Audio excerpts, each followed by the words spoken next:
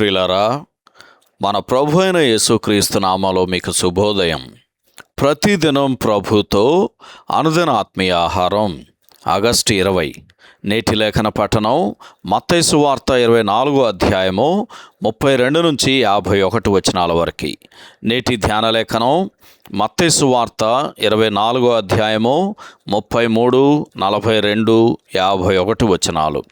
ఆ ప్రకారమే మీరు ఈ సంగతులన్నీ జరుగుట చూచినప్పుడు ఆయన సమీపముననే ద్వారము దగ్గరనే ఉన్నాడని తెలుసుకొనుడి. కావున ఏ దినమున మీ ప్రభువు వచ్చునో మీకు తెలియదు గనక మెలకువగా ఉండుడి. మీరు అనుకొనని గడియలో మనుష్య కుమారుడు వచ్చును గనకనే మీరును సిద్ధముగా ఉండుడి. వ్యాఖ్యానాంశం: ప్రభువు వచ్చుచున్నాడు, సిద్ధముగా ఉండుడి. వ్యాఖ్యానాంశం: ప్రభువు వచ్చుచున్నాడు, సిద్ధముగా ఉండుడి.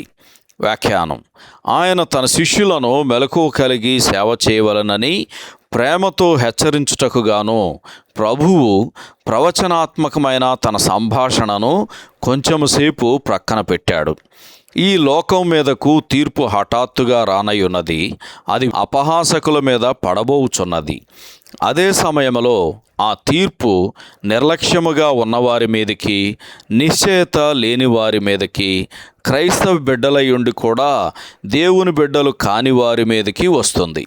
బహుశా నీ పరిస్థితి కూడా అదేనేమో. గనుకనే మీరును సిద్ధముగా ఉండుడి అని ప్రభువు మనలో ప్రతి ఒక్కరిని ప్రేమతో హెచ్చరిస్తున్నాడు. మత్తయి సువార్త 24వ అధ్యాయము 44వ వచనం చదవండి.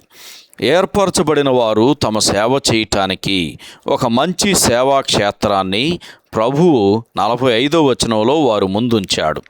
అదేమంటే వాక్యము అను బలమైన ఆహారమును పంచిపెట్టే పరిచర్య అని.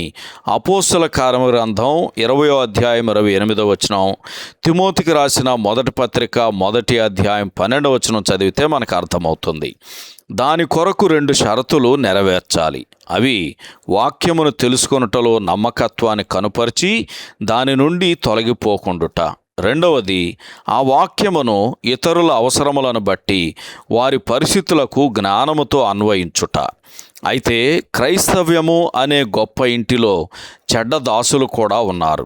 వీరు విశ్వాసులతో కఠినంగా వ్యవహరిస్తారు. వీరు ఈ లోక సంబంధమైన సుఖభోగాలతో మత్తులై ఉంటారు అని తెస్సలోనికలకు రాసిన మొదటి పత్రిక 5వ అధ్యాయము 7వ వచనం పోల్చి చూస్తే మనకు అర్థమవుతుంది. వీరి ఈ ప్రవర్తనకు కారణమేమంటే తమ యజమాని తిరిగి వస్తాడనే నమ్మకము వారి అంతరంగములో లేకపోవటమే.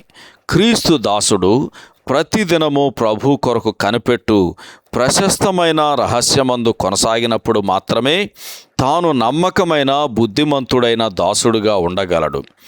130వ కీర్తన 6వ వచనంలో కీర్తనాకారుడు ఆనందంతో చెప్పుచున్నట్లుగా, కావలివారు ఉదయం కొరకు కనిపెట్టుట కంటే ఎక్కువగా నా ప్రాణము కనిపెట్టుచున్నది. సహోదరుడు జాన్ కోక్లన్. శుభములతో వందనాలు. ఈ సందేశాలకు సంబంధించి కానీ బైబిల్కు సంబంధించి కానీ మీకేమైనా ప్రశ్నలు ఉంటే ఈ క్రింది నంబరుకు వాట్సాప్ ద్వారా పంపించండి.